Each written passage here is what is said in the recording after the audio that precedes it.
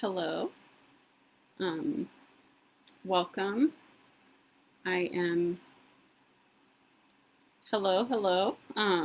Welcome.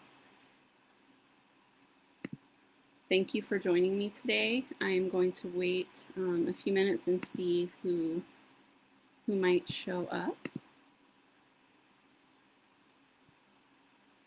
While we're waiting, my name is Tina, and I am a writing consultant at Michigan State University here on behalf of the Community Writing Center at East Lansing Public Library.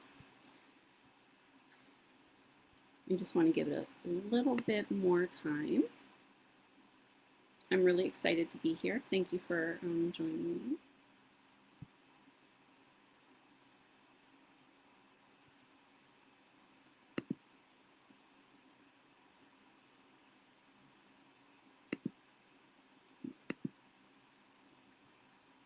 Okay.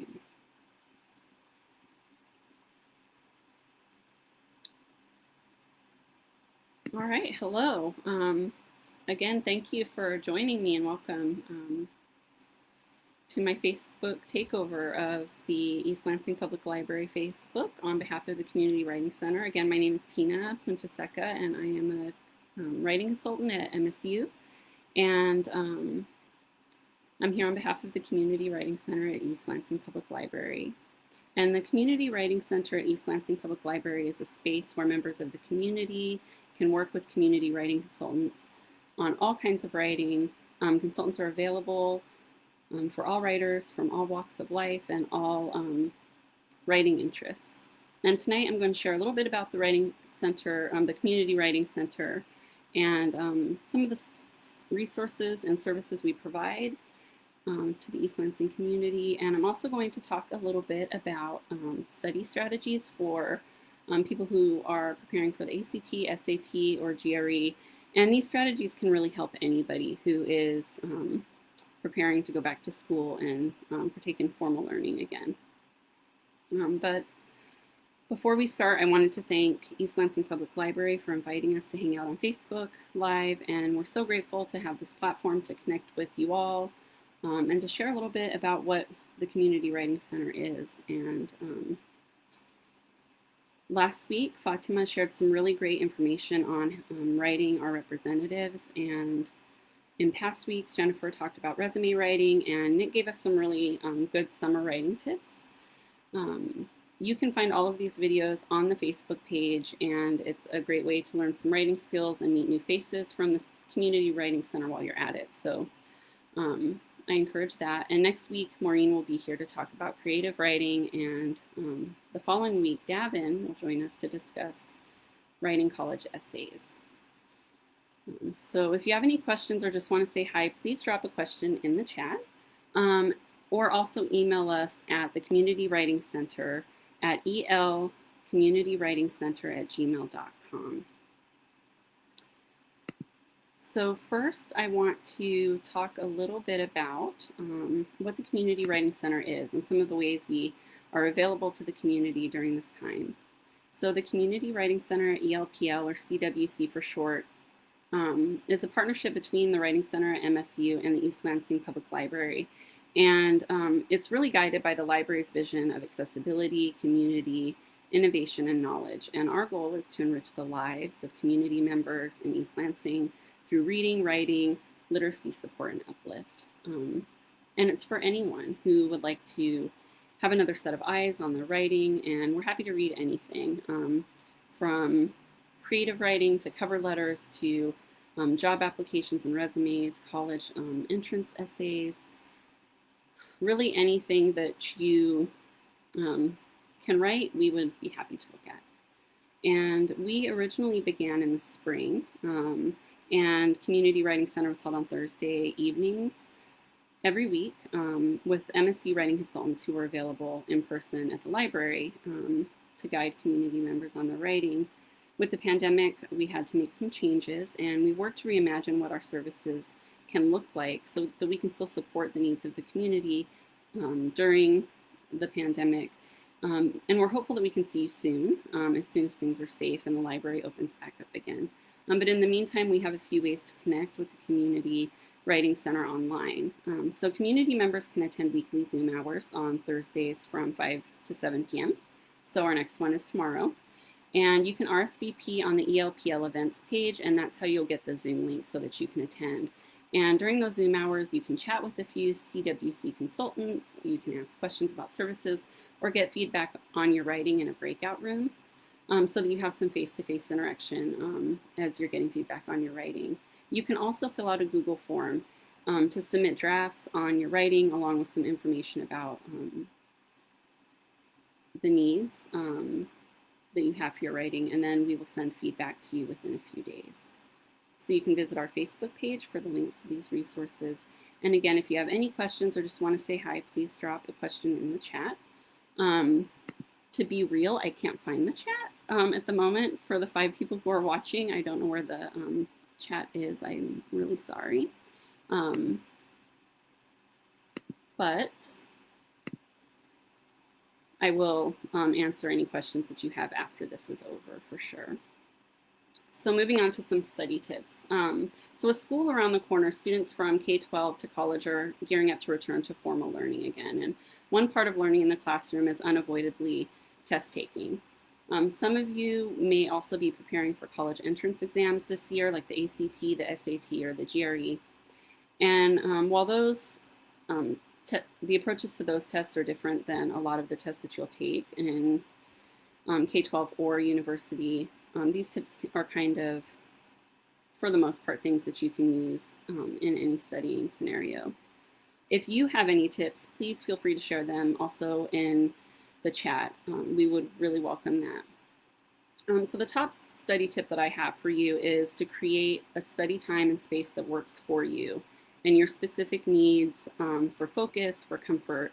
And this is especially important right now during the pandemic when you may be used to study at the library or a coffee shop, and now you have to study at home.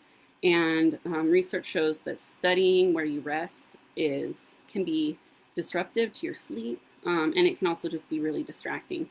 So planning ahead to have a dedicated space and either a dedicated time if you can, or a dedicated way to use the time that you do use to study can be really helpful in helping you focus during study, and also to help you rest when you're done, when you're studying at home. And of course, we all know that we should unplug when we study. So turn off the notifications on your phones, close the browsers if you can.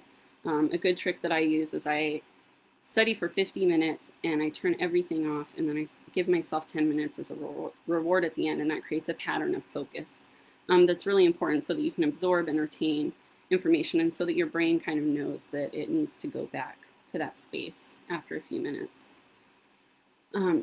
So for people who are planning on doing an entrance exam like the SAT, the ACT, or the GRE, before you test, find out what kind of tests your hopeful universities want you to take, if any. More and more schools are slowly but surely moving away from those standardized tests. A lot of places still ask for them, but if you have an idea of where you want to go, it would be really great to look that up and make sure that you're preparing for and paying for the correct tests. And then, if you don't want to take the test, you can also find out, what those places are, but always double check with the university application requirements, what they are right now as you plan. And then once you know what test you're taking, understand what the testing expectations are. So this goes for any test or assignment, whether you're K-12 or college. Check the rubric, ask questions, check the assignment sheet, look for examples, model your studying after those expectations so that you can strategize. But if you are preparing for the SAT, the ACT, or the GRE, these exams are really formulaic, and they're different than any exam that you will have taken before. So you can find study guides that are written by the same people who write the tests, and those demonstrate the expectations for what you need to study, and they also give you like a pathway. Like if you know you want to study for 6 weeks, they show you how to do it, and I recommend following that. You might get different advice from different people, but for me, that's what worked. And you can find these guides at the library most of the time, or you can find them used at a bookstore. And there's also free flashcard apps that you can use that I found very useful when I was preparing to test, so that if you do have kind of lulls in your day, instead of checking social media, maybe you can run through some flashcards. And plan to study for every section, even if you think you're great at it, because of the fact that they're asking for specificity and they want to see if you know the exact thing that they're asking you to know.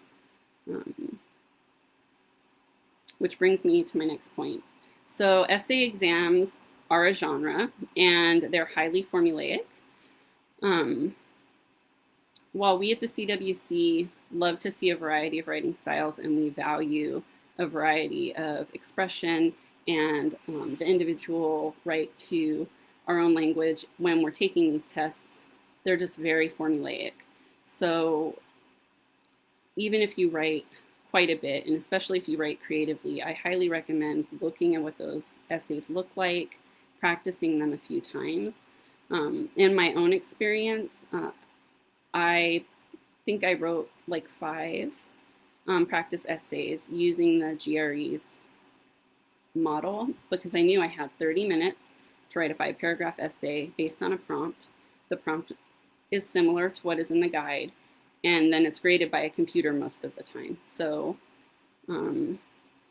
yeah, even if you're a great writer, for this type of exam, it's just very formulaic, unfortunately, and you just have to really prepare for the structure that they're asking for, which can be anxiety provoking. So plan for anxieties, plan for comfort, build those things into your approaches to the testing materials, and then you should be okay when it comes time to taking the test. And those are really all the tips that I have on studying for standardized tests and, adjacently studying for anything as you're returning to school in the next few weeks. But thank you so much for hanging out with me this evening, and I hope you learned a little bit about us at the Community Writing Center, what we're about, what we value, and also some tips and tricks for studying the SAT, the ACT, and the GRE. And remember, tomorrow night, the Community Writing Center drop-in with Nick and Grace is on Zoom. And if you would like to go to that, please register at the ELPL website for the Zoom link. You'll need the link in order to get into the Zoom hours. And I hope you'll join us here next week on Facebook as Maureen gives some insight on creative writing strategies, which should be really fun. I'm planning to go to that one. So I'll see you soon. And feel free to get in touch with us with any questions at our email, elcommunitywritingcenter@gmail.com. Thank you so much. Have a good day.